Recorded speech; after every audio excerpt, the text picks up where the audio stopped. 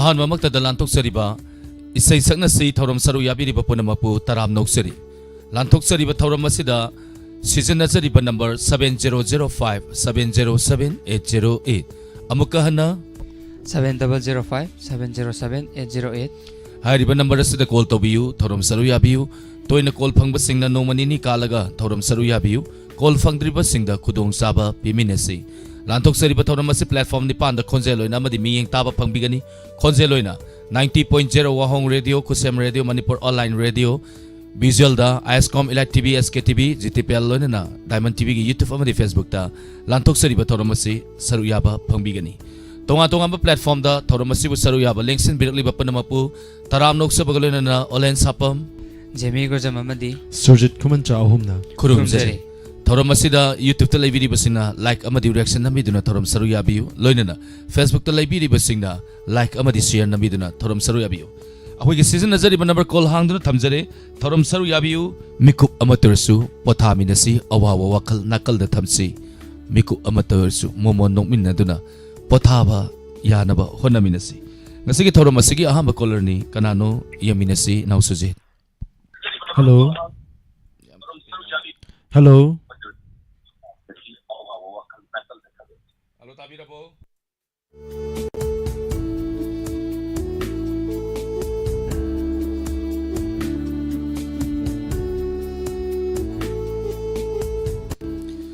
तत्खरे अहम कोल्हा मनी नावरेम इबेम हल थकचरी Takellambam Parameshwari Incoming voice call.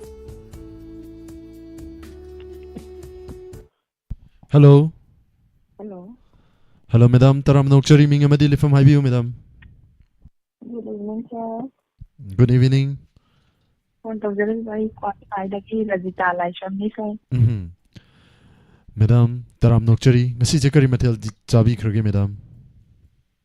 ngasi irom de pai sa थौरम असिदा करम बैसै खुदल तंबिगनी मैडम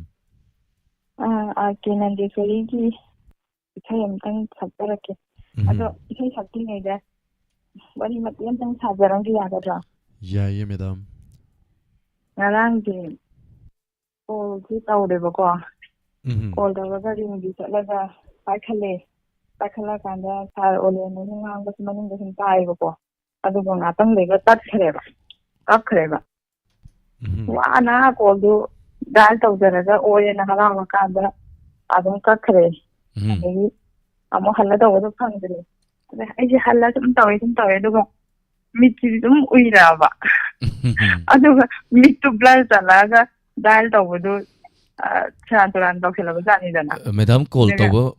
तौबीबा मतमदा हाइतारे कॉल दे लाकपा अदुगा मैडम अखोइगा मैडम गा कौनबा गांगनबा सकनबा तानदबा नेटवर्क की प्रोग्राम नेटवर्क की कुथांगदगी प्रोग्राम शिप तौबा मरम मरकांदा अदुगुंबा हे खुदोंग चादबा अदुम थेंगनै मैडम वारोइबे यादे इंटरनेट की कुथांगदा लांथोक्सबा थौरम अमा ओइबनिना मैडम नंगांग पचे कोइने हेक तादबा सुम नॉर्मल कॉल तौनबो तारगसु तुम तादबसु दुम याउनैदना को मैडम माइन तौरि चानिदा aduga अखोइगी माइकैदगी लाइटा त संगमेबा लाइटा संगा sir कनोगा ओलेनगा adagi sar kano sulbika ni lehobaniba adu aina dial tawraga ring du chatlena halaw kanda nupi am baideba khongla adune adu aina hello hi aduga kaino ni ngasai na moini lehobga nupi am baidai chuona khaleba call से madam ngang ba ai iko chale adu halla tare सोमदा सेमजगे madam platform निपान लांथोपनिना platform सिंदगी मियोय मंगा मा call फांगजलकप मतमदा hecto ब्यूजी ओय तोंगाना रोंग हेक्टा चटखिबसु यावी अदु सिगुमसे तुम खरखदी तुम थोय मैडम ओके मैडम इसै होबिरसै hello